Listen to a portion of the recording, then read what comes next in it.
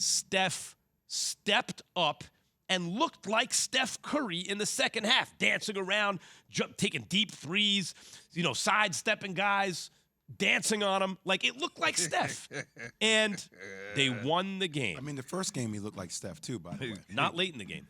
Well, unless you think looking like Steph late in the game in the finals is missing a lot of shots and stuff, because that did happen. I think he looked a little bit gassed, but I didn't – my biggest takeaway from game number one wasn't that Steph let his team down when it mattered the most. I didn't think they got anything from anybody else. My big takeaway in game one, I hear what you're saying, but it's like, well, Steph was really good early in the game, but Max, and then in crunch time he wasn't as good. You go into games with narratives and you want to see that narrative debunked throughout the course of the game. I go into games thinking about what the overall narrative might be, but still letting the game reveal the narrative to me. Yeah. Interesting. Right? Yeah, interesting that Steph Curry is third on a scoring list in the first two playoff games in the finals behind Michael Jordan twice.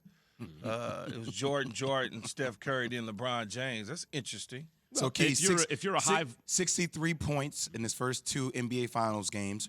The next closest player has 31 points in Wiggins. Just let me finish, Max. Fifth player over the last 25 years to score twice as many points as the next closest. 34 years old, 6'3" guard, averaging 32 points per game.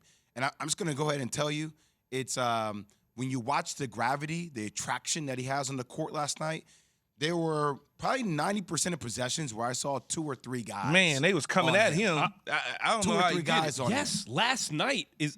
But if you're trying Same to way say I'm game not one, giving by him, the way. if you're saying I'm not trying to give him credit for last night, the opposite. I'm saying, that's what I'm talking about. But let's break down 63 points. He had more points game one than in game two. Where did he play better? Just be honest about it. Where did he play better? Which Steph would you rather have had? Game one Steph, who's hitting all the open looks in the first quarter, or game two? Obviously, Max, you would rather have Steph in game two because he finished strong and his legs was underneath him. He didn't have a rest of 5-6 days. He just had a rest of a couple days. So it was a totally different look than game one. And can I tell you why? I agree with that. Can I tell you why it happened, Max?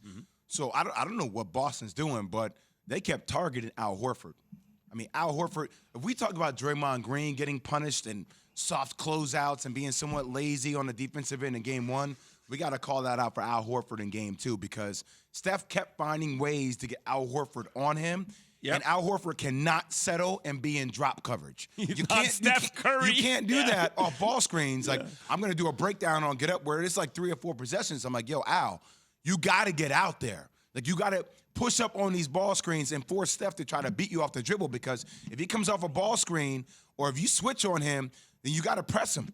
But he's kind of, wouldn't you say, Jay, though, he would be kind of in no man's land, because if he pushes up on him and he blow by him, so I think he was in one of them situations where there's nothing I can do. Yeah, but once Horford is on Steph, you win. But I want to be in no man's land. I want to force him to drive. I want to force him to be a decision maker, and I'd rather him take a 2 than a 3. Well, but if he becomes a decision maker and all of a sudden he drives and you collapse and he kick, now you don't know if he kicking the Clay. I mean, you don't know if he kicking the Wiggins. You don't know if he kicking the Jordan Poole in the corner. But there's nothing that could be worse. There's no I'll take my chances on the other team, the other guys more so than Steph. I get it, but that's still poison, right? Because Wiggins obviously can knock it down.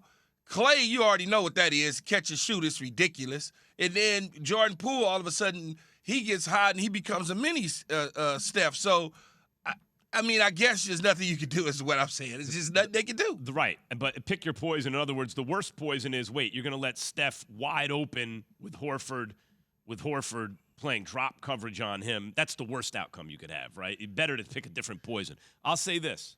Steph, I want to get back to it. 29 points last night, 34 game one. Yes. So when people just point, look at the 63 points, I don't care about that. Game two is what I'm talking about. In the second half of the game that you need to win against a team that's beating you and has already beaten you game one, in the finals, on your home floor, do you show up? By the way, when the odds are not overwhelmingly in your favor, when there is no KD. But they all showed up, Max. No, I get it, Key, but there have been too many games. They all didn't show up in game one. But it's Steph's team. Key, what I'm saying is there have been too many games in Steph's career where I was looking for that, and I didn't find it. But last night, it was there. The reason the Warriors won is the second half of the game, right? Although I appreciate your Draymond points, and probably that feeds into it. But it's because Steph, when they needed him to in the finals in the second half, was the best player on the floor. So that's what I'm looking for. So is the reason why Boston lost because Jason Tatum and Jaylen Brown didn't come through in the second half? No, I would not say that. So you don't hold the other team's best player as accountable as you hold Steph? No, I don't. We're not talking about Jason Tatum being a top 10 all-time player. Look, think about it, though, Max. Jason Tatum had 21 points in the first half and 7 in the second half. Yeah. He didn't show up. He didn't show up. I don't hear that big narrative, though, like Jason Tatum didn't show up. Because, guys, this is the first finals he's played in. We have to wait for the story to emerge. Steph in 15 and 16. But I hear what you're saying. I hear what you're saying. Right, that's what I'm saying. Steph had 30, but Steph had 34 in the first game. He did? And he didn't play as well in the second half. Right. So and Jason Tatum didn't play well at all in the first game. Mm-hmm. So, like, all I'm saying he didn't play. He set the finals record for assists. Yeah, but scoring-wise, he didn't play. Yeah, he didn't score at all. He didn't score.